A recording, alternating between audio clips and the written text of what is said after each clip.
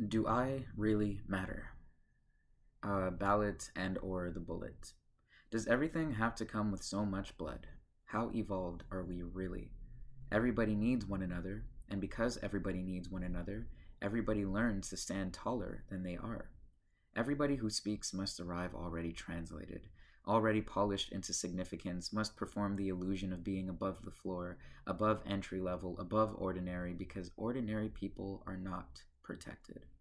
Ordinary people disappear in paperwork, slip between statistics, become the kind of silence that gets called unfortunate instead of deliberate. But important people are protected. Important people decide what counts as falling through the cracks and what counts as being what counts as being pushed. Important people decide what counts as falling through the cracks and what counts as being pushed. So everybody learns the choreography. Speak louder than your own hunger. Call yourself a founder instead of afraid. Call yourself a visionary instead of exhausted. Call yourself a brand because the world no longer knows what to do with a person.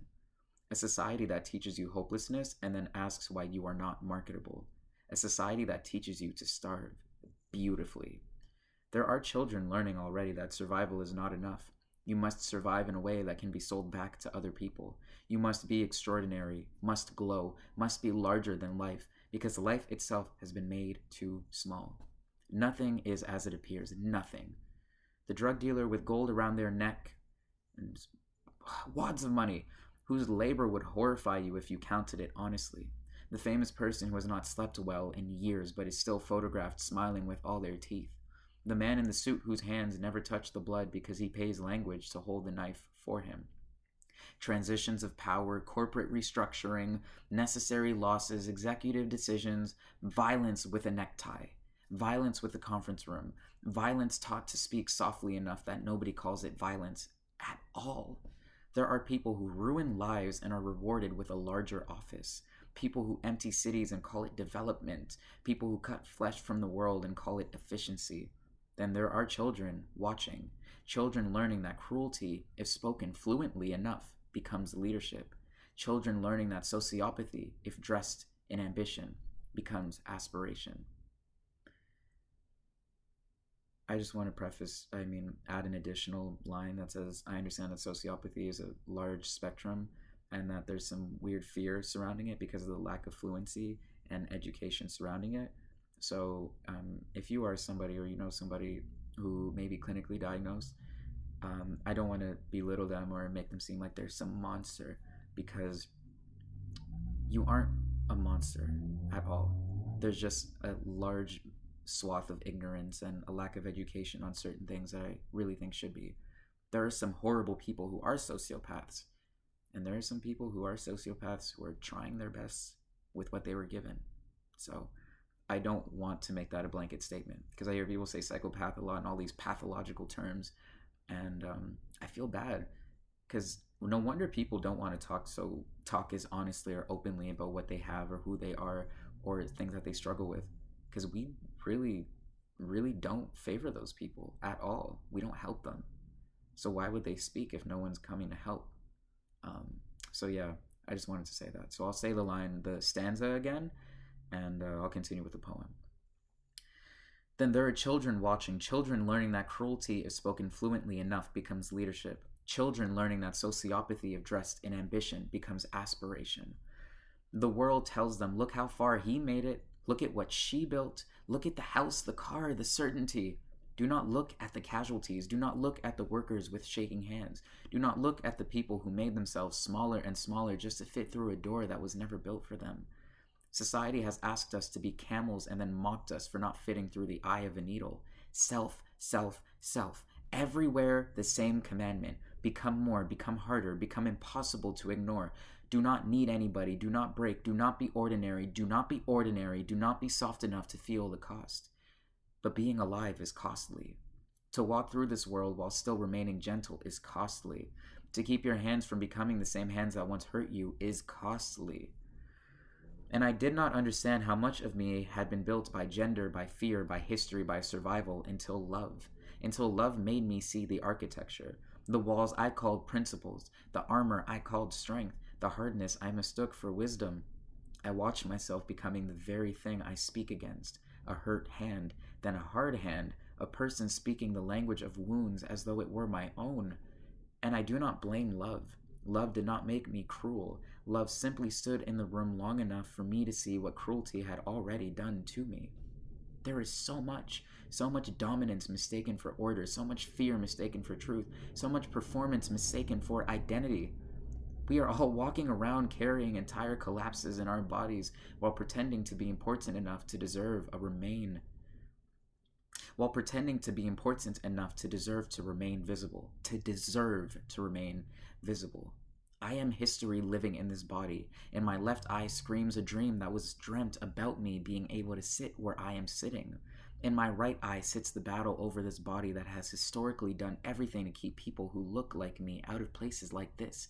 In my mouth lives a language that survived with split lips. There are words in here that cross oceans and chains, words beaten quiet in classrooms, words laughed at in courtrooms, words my grandmother hid beneath her tongue like a match she was waiting to strike. My teeth are old monuments, some are gravestones, some are prison bars. Some are the picket fences of neighborhoods built with the promise that I would never arrive. My throat is a hallway history keeps running through, a narrow corridor where names have echoed, where prayers have echoed, where verdicts have echoed. Not guilty, guilty, citizen, threat, voter, suspect, human when convenient.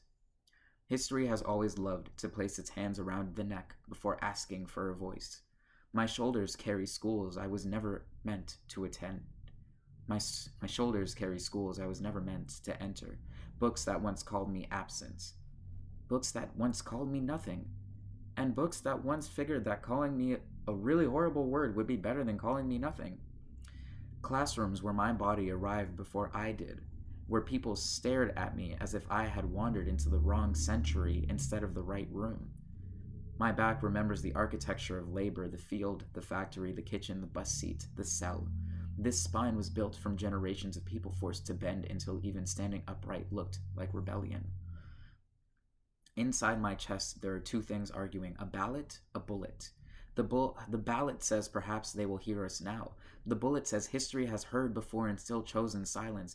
The ballot says place your trembling hope in the box. The bullet says remember every hand that signed a law with one finger and loaded a gun with the other. My heart beats like a marching band. My heart beats like marching feet. No, not like mine alone, like theirs, like every body that walked towards a bridge, towards a lunch counter, towards a schoolhouse, towards a polling station, already knowing the world might answer with dogs, with hoses, with hatred dressed as order. My left hand is inheritance. It remembers recipes and hymnals, the shape of a mother's palm against a fevered forehead, the way our people kept making beauty while the world kept making reasons not to. My right hand is evidence. It knows petitions. It knows protest signs. It knows how to write an essay in a room that once would have called the police for seeing me hold a pen. My fingers shake sometimes, because somewhere inside them lives the memory of doors slammed, of jobs denied, of teachers disappointed before I even spoke, of being told to work twice as hard for half the grace. My stomach is where history stores its fear, a tight and ancient thing, a fear inherited like a family heirloom. The fear of being followed, the fear of being stopped, the fear of being too loud, too quiet, too angry, too brilliant, too alive. The fear that even now, after everything, I could still be made into a headline before I am allowed to be a person. My knees know prayer in a way books do not. They know the floor. They know asking heaven why the same earth can grow a garden and a grave in the same place. And my feet, my God, my feet are miracles. Smelly miracles. Because they are standing where history swore they never would, in buildings built by hands like mine but never meant for hands like mine, on floors polished by exclusion, in rooms where old hatred still sits politely in a tie and calls itself tradition. But perhaps the tragedy is not that we need one another. Perhaps the tragedy is that we live in a world where needing one another has been made to look like failure, as though dependence is weakness, as though tenderness is amateur, as though ordinary people are not the ones holding the entire sky up. The ones slipping through the cracks are the ones carrying the building. The normal people, the tired people, the people who love too much, the people who break quietly, the people who were never protected and still somehow find themselves protecting everybody else. Nothing is as it appears, but perhaps that means something beautiful too. Perhaps beneath all this performance, all this violence, all this exhausting theater of becoming, there is still something underneath us that has not forgotten what it means to need, to grieve, to reach, to be held. Yet here I am, a body made of ballot and bullet, of bruise and becoming, of every ancestor who had to dream me because they could not yet live me. I sit here with all of them inside me. In my left eye, the dream. In my right eye, the war. And in this body, still, somehow, history learning that I have not come here to ask permission. Thank you.